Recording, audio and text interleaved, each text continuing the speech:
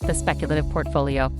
Speculation, or speculative trading, refers to the act of conducting a financial transaction that has substantial risk of losing value but also holds the expectation of a significant gain or other major value. With speculation, the risk of loss is more than offset by the possibility of a substantial gain or other recompense. The speculative portfolio requires a high risk appetite, so much so that it is often compared to gambling. Here, the portfolio is not just aggressive, but is also a bet on what product or service offering could work very well in the future. Initial public offers, IPO, and cryptocurrencies like Bitcoin fit well into the speculative portfolio type. Technology firms or healthcare firms working on cutting-edge research or breakthrough discoveries also fall into this category.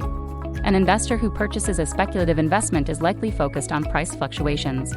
While the risk associated with the investment is high, the investor is typically more concerned about generating a profit based on market value changes for that investment than on long-term investing.